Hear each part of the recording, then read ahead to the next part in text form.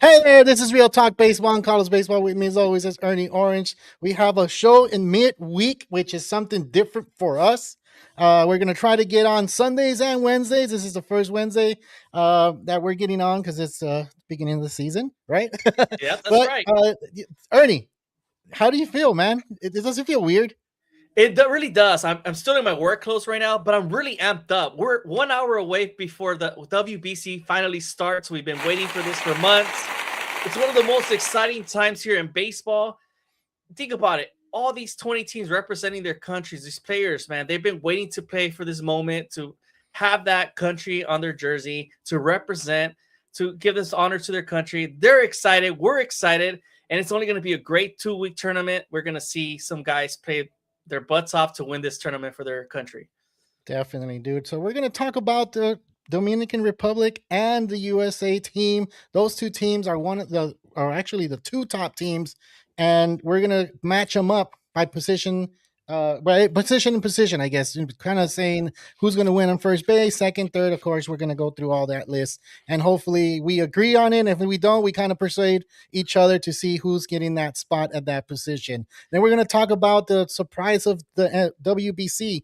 There's a lot of teams in the tournament, but we can see four teams right now that can possibly surprise everyone. Remember, last year Mexico was the one that surprised everybody by beating Puerto Rico to go into the semifinals, and then they lost to Japan. But this year there's Puerto Rico, there's Mexico, there's Canada, and Venezuela that are missing a little bit of spark or missing that one player, but they could potentially beat and surprise some of these tougher teams. And then, of course, we'll talk about Japan. No one is talking about the three-time WBC champ, and everybody's talking about just United States and Dominican Republic. So let's get into it, Ernie, man. Let's get into the first topic, and this topic should be fun, and we should be able to, go through the whole list. And we want to start at first base, right? Or you want to go somewhere else? Now, let's go ahead and start at first base. Is one of the most challenging positions from both teams. Remind you guys, these two teams are one of the most stacked teams in this WBC. Both teams have enough to win and enough depth in the bench, but it's going to Yeah. come down to who wants it more, right? And Yep. because this is one of those tough matchups. Once they face each other, either be the finals, semifinals, quarterfinals, it's going to be must-watch TV. So first off, we could start off with Vladimir Guerrero versus Bryce Harper. I hope that we're on the same page here. I know Bryce Harper is arguably one of the best first basemen in the NOEs. I mean, he's proven time and time again that he's one of those guys in that locker room. But what do you give the edge to Vladdy Guerrero at this point, given the fact that he's coming off a World Series AL pennant run and the Blue Jays are looking good with him in first base? Who will you go here in this first base choice, Carlos? Dan, it's crazy, dude. To pick either or, you can't go wrong. But I'm thinking of looking into more experience, more games under the belt, more, I guess, leadership in this role. So I'm gonna have to go with Bryce Harper on this one, and I don't Wait, know if what? you're thinking the same thing because he has a 280 batting average career. He has more years under his belt. He has 363 home runs, and his OBP is 367. Now, Wow. Vladimir Guerrero is not a slouch player. It's super hard to pick either or, like I said. But I'm going with more experience. I'm going with more, leadership, and I think Bryce Harper has it for me, dude. Wow, that's an impressive take, Carlos. I was not expecting you to go with Bryce Harper at this point. I was hoping you were going to say Vladimir Guerrero as my top choice here because I think Vladimir Guerrero has brought a new spark to his team. He's playing at another level lately. He's been seeing the ball really well on the plate. Defensively, he's doing great things at first. His flexibility is like no one out there. So I was hoping you were going to go Guerrero here. But if you're convincing me with Bryce Harper at this point, given the fact that he's done it for such a long time, he's proud to wear this U.S. uniform. So I guess we'll go Bryce Harper based on his longevity in the league. But Vladimir Guerrero's right behind him. And it's just a close-up. It's literally a toss-up. This position is definitely one of the toughest one when you compare both teams. And Luke, your argument is well heard because Vladimir Guerrero, for me, is one of the top first basemen in MLB. And when you talk about first basemen, Guerrero is always on that list. Bryce Harper, as you can remember, he was just brought into first base in like a year or two. And him learning that position and playing really good, I mean, it's just kind of like amazing to me because you have these players that have never played these positions, and then you move them there and they start playing at a top level, position. I mean, a top level game. So, Yeah. I mean, do you agree though? Like, are you satisfied with that pick, or we can keep going on this? All right, I'm gonna give you this one just because this is the first pick. I'll give you Bryce Harper. I mean, like you said, it's 50-50 on this one. Yeah, you can't go wrong. You You can't go can't wrong. go wrong with either. Anybody would love to have any of these two guys as their first baseman for a team. So Yeah, if you're going to go Bryce Harper based on his longevity, the way he's been performing in this league for a long time with his 360 home runs, has managed to always perform well under pressure. Yeah, give me Bryce Harper. But, Vladdy is right behind him. Just based on his age and his athleticism, you also could give Vladdy the edge. yeah. But let's go Bryce Harper for U.S. 1-0 right now. We'll tally it up. U.S. takes the first one. Yeah. We could move on to second base. We have Ketel Marte representing the DR, and then we got Gunnar Henderson for the U.S. roster. Now, I mean, Gunnar Henderson's a very promising player here, Carlos, but Ketel Marte is arguably the best second baseman this MLB has, and he's proven time and time again he has power, he can run the bases, plays well defense, and Gunnar Henderson had a really down season last year. I mean, we were expecting much more from the young kid. Obviously, the Orioles struggled as a team, and maybe that really impacted his whole stats this last year. So you can't doubt his talent. He has great things for himself going forward.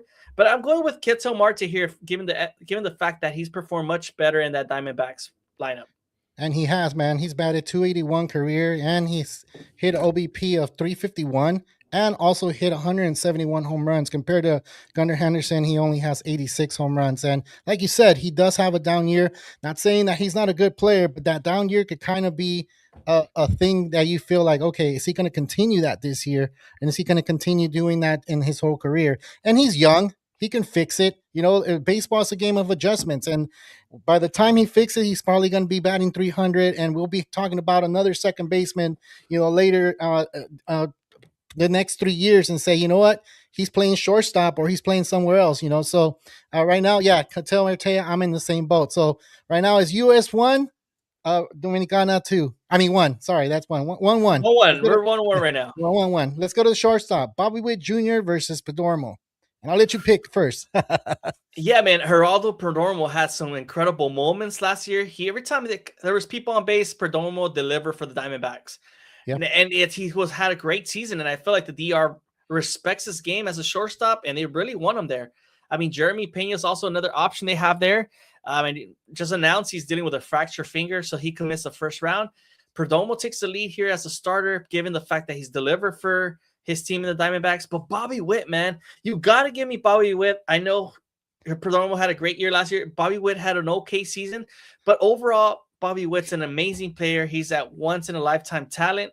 That guy could hit. He could steal bases. He plays great defense. You name it. He's a five-tool player, future Hall of Famer, and he's a 30-30 type of guy. And I think you got to give the edge to Bobby Witt here. Two stacked teams. Bobby Witt takes the edge here for me.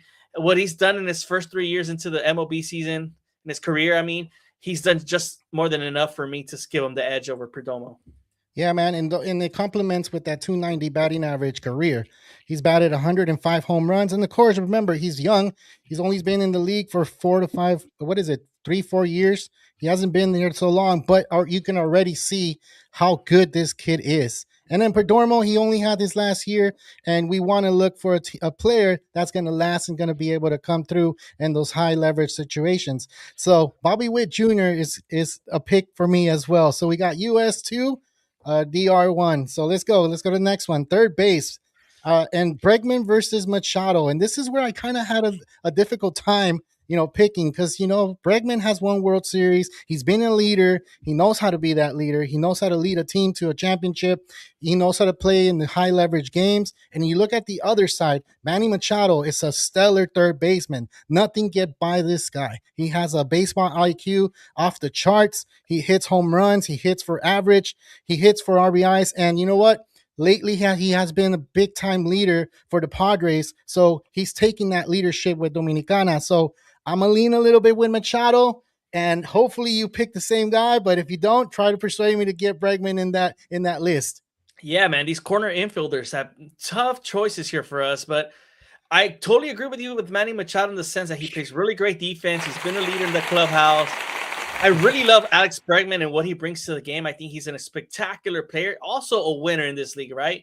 Just Yeah. given the fact that I don't know how well he would do in the clubhouse full of all these, superstars. His ego, I'm not sure, man. So is Ah, Machado, the same yeah. thing, but they're both great players, and I'm just gonna give Machado the edge here, given the fact that he plays good defense, he hits the ball really well, and given what the protection he has in that lineup, I see him doing damage for this team DR. And not But forget, Manny Machado has 369 home runs. Just a saying little, that. yeah, what a So, draft! yeah. Same year as Bryce Harper, right? Yeah, same year, dude. That was a nice draft. Let me add one more thing with Machado. This is good intensity. This is good hype for him to take back to the Padres. So that's another reason why I'm choosing him, because I feel like he's going to take this momentum into the season. He's going to be playing good baseball. So if you guys are out there listening and you're part of the fantasy baseball, I have him on my team. Make an offer. I'll go ahead and trade him. Oh, like that, I huh? just needed to throw that pitch out there, Ernie. All right, let's go to the next one. And we're moving out to the outfield since the outfield, we had an injury. Carl is out, and they put Roman Anthony into left field. He's going to go against Soto. And I'm guessing we both agree on that one, right? Yes, Roman Anthony is too young, and we have Soto that's just hitting the crap out of the ball in these exhibition games. that is true. I mean, Juan Soto looks locked in. He looks like he's ready to make a killing out there. And he set it out this year. He's ready to take over that NL MVP over Shohei. The police is after me. Juan Soto needs to be an MVP. He is tired of giving this MVP to every year to Shohei. He Yeah. deserves it just as much as Shohei. He's a great, talented player. Obviously, he's had some down years here and there, but he always is a great second half type of player and performs at a high level. And the Mets are lucky to have him. And DR is happy to have him here playing left field. And as you can see, their fans, every time he came up to plate and hit a home run, the fans, Man. the energy they brought in, it was amazing. And they were just excited to see one of their best players giving it all, everything he has for Team DR. Dude, I know you saw the game yesterday, and I know you saw him today. Them fans are just lit up. They're having a party out there. They're celebrating, and They they are are. playing in the República Dominicana. So they're all coming out and they're celebrating their boys, man. And why not? But I feel like the Dominican team, they feed off of that energy, dude. I feel Oh, like they they do. get super hyped, and I mean, dude, it's gonna be an amazing thing. Right now, we have three Dominican. What is it? Is it three or four? Three, 3-2. three, 3-2. Dominicana leading. So let's go to the next one. We're going to center field. We got Buxton versus Julio Rodriguez. I'll let you give you the spill on this one. I mean, Byron Buxton, given the fact he's dealt with a lot of injuries, Byron Buxton is still a great player regardless. When he's healthy, he's one of the best outfielders out there defensively. He sees the ball really well. He hits pretty good for average. But given his injury history, you kind of concerned with Buxton. You hope the best for this with WBC with him. You hope to see a great defensive place. But Julio Rodriguez is also a great, great young kid. He's 25 years old, has performed at a high level ever since he's been in the league. It's a little bit concerning when you put him in the middle of all those stars, but I think this is only going to help his game. And I think Julio Rodriguez is a better player in the sense that he has more talent, younger, and a better future, given the fact that he's still been in the field every day. Yeah. What's up, Kevin? How's it going, man? Thank you for joining in. We appreciate it. We don't have that. What else would I put it on there? We got got Osballs on here. What's up, man? How's it going? And your boy's here too, Ernie. He's out here like always putting up some messages for us. Thank you guys for joining in. If you haven't done so yet, please hit that like button and share that video so we can get more content to you guys. But we really appreciate it. I agree with you, Ernie. Julio Rodriguez, dude, is batting 274 career. He has 112 home runs. And the thing with Buxton is that he can't stay healthy. For me, he's a really good center fielder when he's out there healthy and he's doing everything right. But you're also scared that he's running for a ball and then he gets injured, and then what happens? They take him out. So it's always scary with Buxton. I like I said, I like him as a center fielder. I like him as a leader out there. I like him that he's a dominant voice for the team. But I do have to go with Rodriguez on this one, and maybe people are going to boo me because of that or boo us because of that. But it's all right.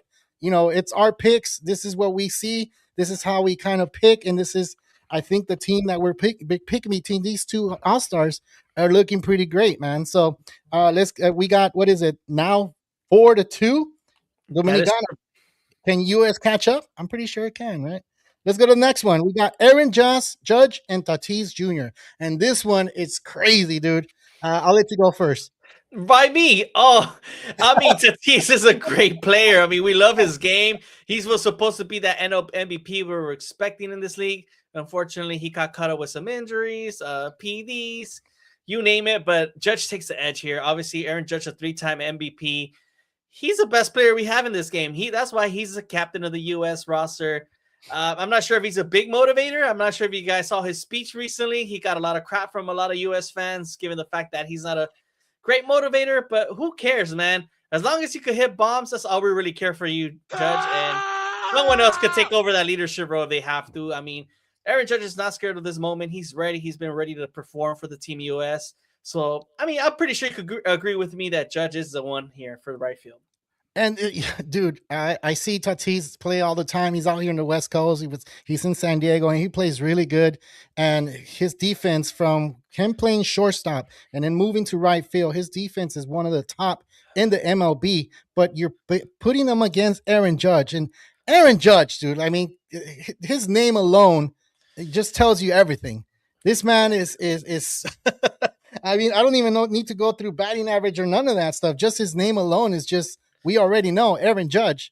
But like I said, if you wanted to compare stats, yeah, I mean, Judge takes Tatis over by a mile. By a mile, dude. In every category. Sucks, yeah. And it sucks that we have to put him against Tatis, but that's just the way it goes. So now you have US 3, Dominicana 4. So let's go to the catcher. And before you go, Ernie, I wanted to talk about this one. Dominicana, Austin Wells. I didn't know he was Dominican. You don't know he was his mom is from República Dominicana, and that's why he's playing for the DR. So I didn't know that. Did you know that? I mean, I did not know that. Yesterday in this exhibition game, he comes up to his first at bat with Team DR, and his base is loaded. And what does Austin Wells do? He delivers a 2-run single in the biggest moment when the Team Dominican Republic was actually down. And today he had an interview, and he was able to share how amazing it was for him to play that game and how the crowd was so energetic, and he had never witnessed something like that in his career. So yeah, great for Austin Wells. I mean, this is better than playing for the Yankee spring training right now. He gets an experience that's something that he would have probably never ever been able to do. And he's able to learn something about his culture back in DR from his mom. So this is great. And this is what's amazing about the WBC. You see a lot of guys born in the U.S., but have some type of ethnicity that represents them, and they go represent their country for their family members. And I think that's a great opportunity, and it gets to show you a little bit more of your culture that you probably didn't know. Yeah. And I mean, we have to pick our catcher, United States or Dominicana. So we got Cal Riley, and I just said Austin Wells. Who do you got? I mean, we're going to go with the runner-up here. The AL MVP runner-up, Cal Riley, takes the edge here. Obviously, he hit 60 home runs last season, and that's more than enough to prove why he's a better catcher for these two teams. What about if he goes? What if he goes against Will Smith? Yeah, I'm sorry. I don't think Will Smith's going to play very much, only for like over blown out games. Yeah. I mean, dude, if we're putting a catcher, I'll take the United States 2 catchers before I take Austin Wells. And I mean, I know there's a lot of Yankee fans out there, and they're probably like, what the hell? But I mean, we just got to look at the stats. We got to look at the accolades. We got to look at how these players have performed. And, Austin Wells made it to the World Series, and he didn't perform to what we thought he was. We got Will Smith and we got Cal Riley, that these guys are just incredible at what they do. So we got Cal Riley. Now the score is 4-4. The last one, dude. We're going with the DH. Carl Schwarber versus Junior Caminero, dude. Junior Caminero, sorry. Who are you picking? Do you want me to go first, or you want to I'm going to let you go first in this one, just because I've been going first a lot. So I'm going to let you choose for this for us here. I'm pretty sure we could agree on the same player. And go ahead, Carlos. All right. So I'm going to go ahead and start with Kyle Schwarber. What is it that he brings to the table? He brings experience. He brings, intensity. He's won a World Series. He's played in these type of games a lot of time. He's batting a .230 batting average as his whole career. Don't look at that number and say, "Oh, he sucks." No, because this guy can hit a home run, tie the game, go ahead home run. I mean, he can do a lot of things. He can steal a base, even though he looks bigger than when a lot of people think he's big and he can't run, but he can run. You have an on base percentage of 346. He has 340 home runs. So this guy is really good. When you need a run, he can get you that run. When you need someone on base, this man could get on base. Yeah, Now sure you're can. looking at the other side. Caminero, dude, he's batting 260 career, on base 307, 52 home runs. Because he doesn't have a lot of years under his belt, I still see this kid being something dominant in the future. Now, this was really hard for me, dude, because I would like to see a kid beat a veteran. And this is one of those that were kind of like the Julio Rodriguez, because you want to have that young buck, take over the veterans, but it's hard to go against Kyle Schwarber on this one, dude. And I don't know if you agree with me on this. I mean, I totally agree. The simple fact that Kyle Schwarber continues to be in the MVP talks every season right now. Junior Caminero had one of his great rookie sophomore seasons, hitting over 40 home runs. This is great. He's only going to get better. But the simple fact that Kyle Schwarber continues to dominate in the game of baseball ever since 2016 has been an impressive decade in this part. And I think that's why Kyle Schwarber takes the edge at this moment. And Yeah, given the fact that we've gone through all these teams in every position right now, guess who wins? Team USA takes the lead with 5-4. What a yeah, close, tight matchup it is between these two teams. You're talking yeah, about, and if you want to talk about starting pitching, I think US also dominates over Dominican Republic as well. So yeah, who's going to win? That's going to be the main question here. It's going to be a tough matchup for both teams. And I think they're both excited to face each other.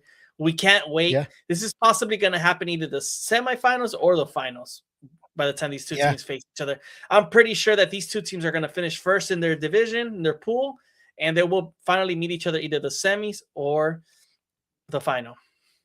Yeah. Hey, before we continue to our next topic, I just want to say that when I look at the Dominican Republic batting lineup, when I saw it yesterday and how crazy they went and how, how explosive that lineup really is, it scared me more than the United States. I'm not gonna lie, dude. I'm gonna say the truth. When I see a batting lineup and I saw the United States, I'm like, okay, you can get an out here, you can get out there. Maybe because I know the team a little bit better. But with Dominicana, dude, I don't know. I saw Soto, Tatis, Machado. I mean, dude, you have Perdomo hitting ninth. Can you believe that crap? Like that's just crazy to me. It's Or a really it's just crazy, dude. It's just it's a crazy. very stacked lineup. I feel sorry for whoever has to pitch against them. I really do. Yeah, I don't know, man. If you get 3 outs without giving out a hit in 1 inning, I think that's an impressive feat for the pitcher and something to applaud for them, because that must be one of the toughest tasks to ask one of these pitchers in this tournament against this Dominican or US team. They're both good. yeah, In the previous yeah. show on Sunday, you mentioned that you have US winning it all. I did say DR is going to win given the fact they have this tough roster. My only concern is their starting rotation with the team DR. It looks like they're still kind of not in the mix. Brian Bayo looked a little shaky. Luis Severino did as well.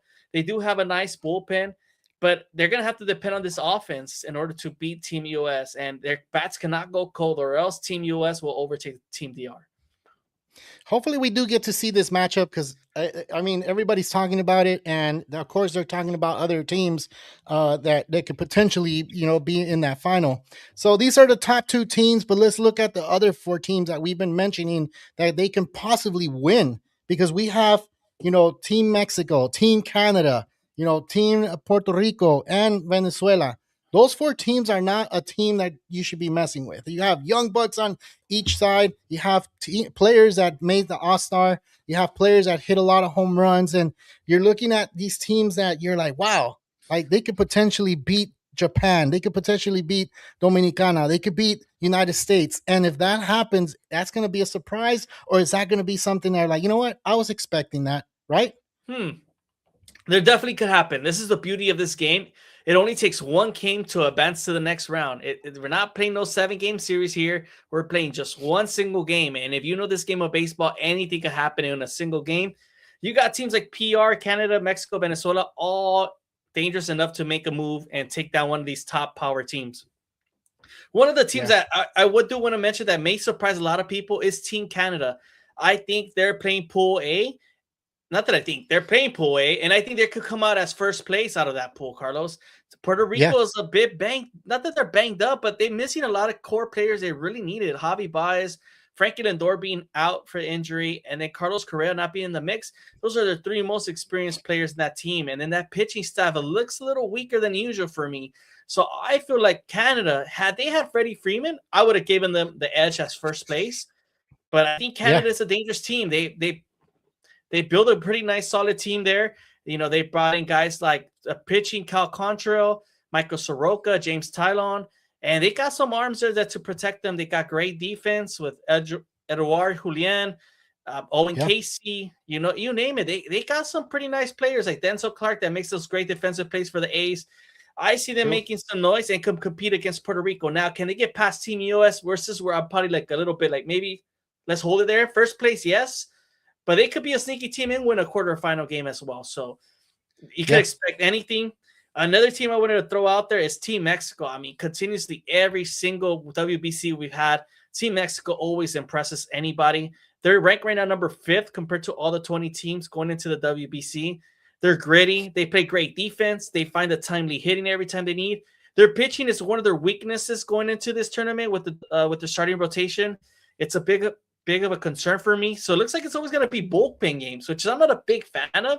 And I don't see how you could really win a tournament, but I do see them going into the semifinals the way they play. yeah. Before you continue, Ernie, I want to see Jamal is saying, do you guys think Team USA is more vulnerable due to Scuba and Skeens not pitching as much? It's a 7-game tournament. You need 7 games to win the whole thing. So we weren't probably going to see 3 starts off of these guys, and that's why they're probably just pitching one. So after, I know on Sunday we were disappointed that these guys are only going to pitch 1 or 2 games. They're limited at 55 pitches. We're thinking more of it. There's only 7 games in this tournament. So, like I said, they could possibly they would not even made it to that final start. And I mean, you're going to have Skeens pitching against Mexico, and that's the team we're talking about that could potentially surprise someone. And Skeens is untouchable. And then School was going to have 55 pitches, so you're going to have School pitching 1 game, and then Skeens pitching 2 games. And I think they're going to be okay. They're not super vulnerable like we may think. I think on Sunday we got a little carried away because we wanted to see them more, right? Yeah, but Carlos, I'm a little upset, man. I really, based on the starting rotation matchups that we got going on, they have Nolan McLean as their final starter for the finals. Yeah. I was really hoping that instead of School playing that Great Britain game, he would have rather performed in that final. You want your best pitcher in the biggest Of moment. course. And that Of way course. he could demonstrate why he's at $400-500 million type guy. And Yeah. I knew it's only 1 start. He could have pitched 55 pitches for the finals, and we would have taken it. And as a U.S. fans, we would have been excited, and we would have seen him at the biggest moment, biggest stage.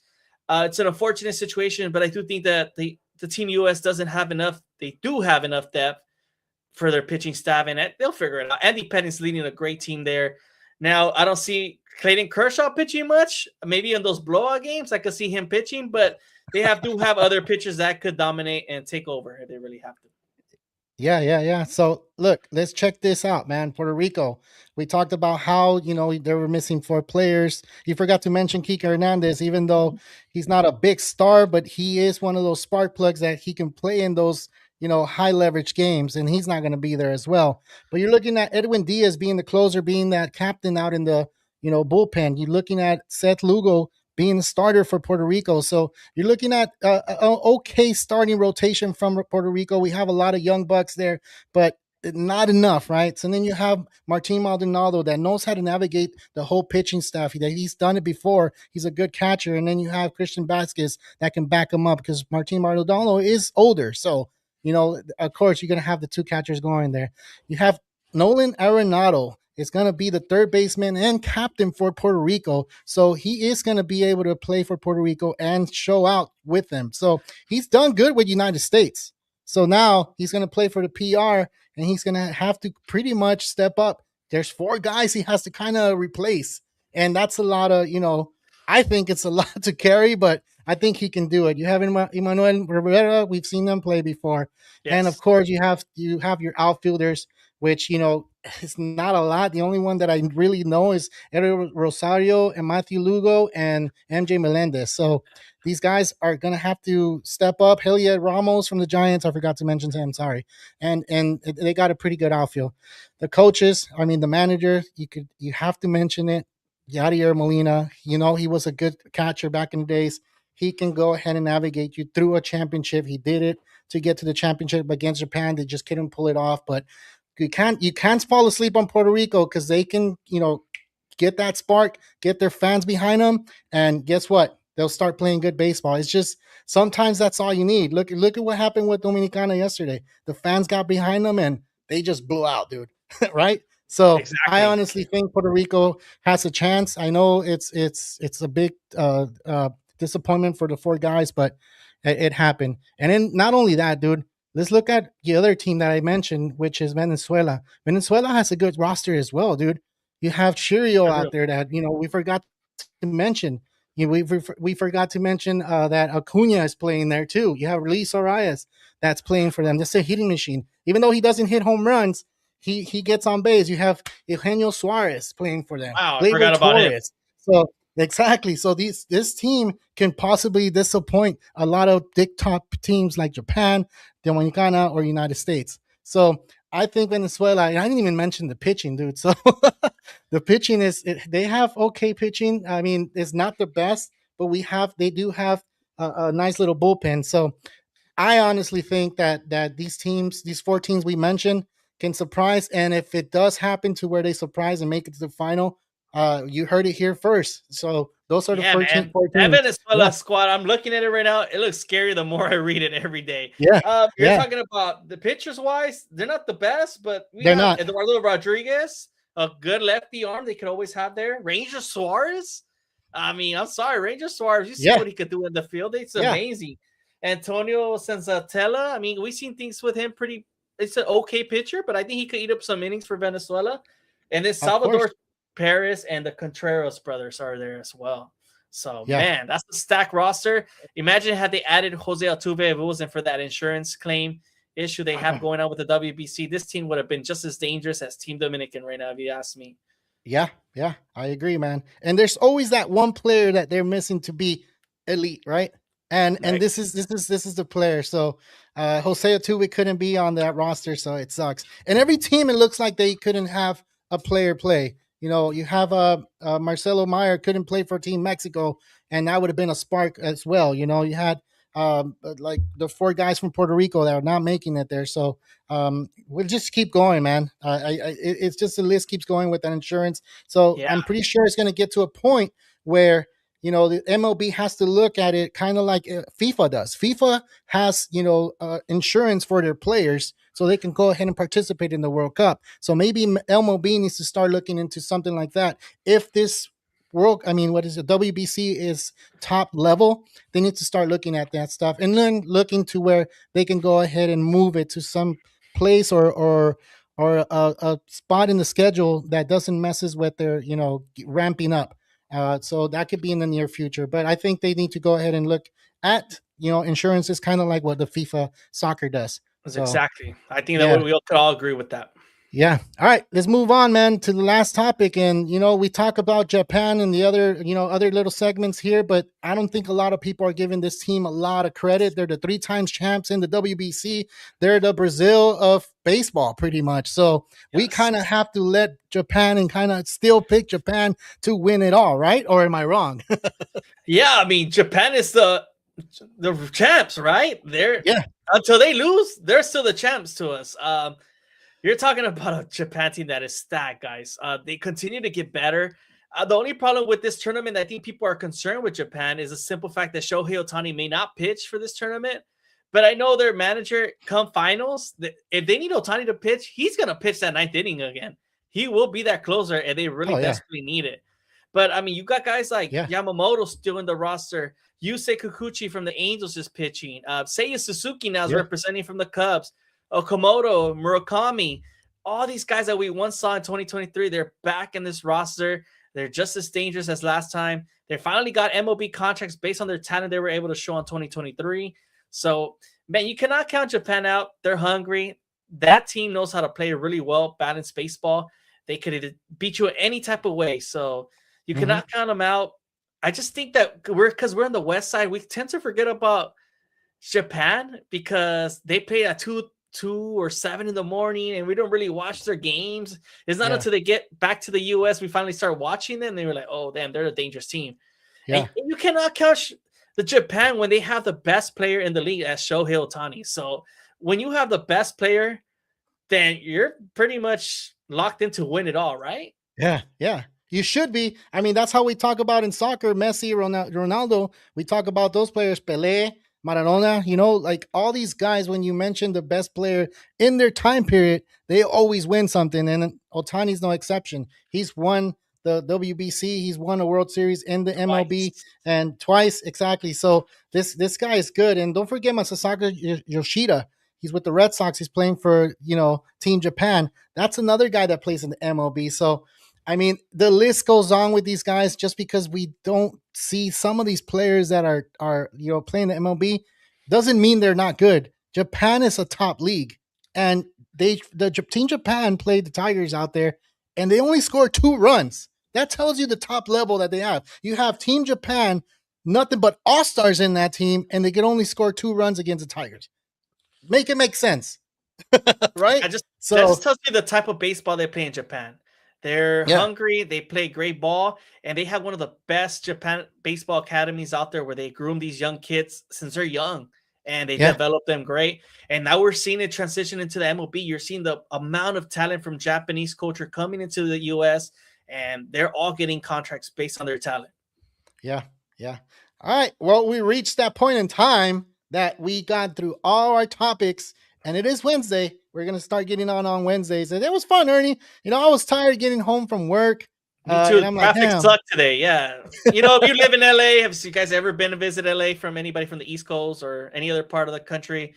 Traffic here in LA could be at a different level than most places. And you could be a drag coming from work and like, shoot, we're gonna do a podcast. But man, once I got home and I was like, WBC, I'm ready. And it's one of Yeah, those best time of the seasons. In March, we get high intensity baseball, and this is the best time of the year. So I just want to thank everybody for tuning in. I can't wait to be back here on Sunday after. I think we're going to jump on after the Mexico-Brazil game, which should be ending around after 7 or 8 p.m. Western time. yeah, Sorry for our East Coast friends out there. Make sure to tune in after this following morning, but we'll be here to give you all the breakdown of the first weekend of the WBC. So yeah. jump on in and jump on with this baseball community that we continue to grow. But yeah, I'll pass it on to Carlos. All right. Well, yeah, you said it all, Ernie. I think your last mentions are heard.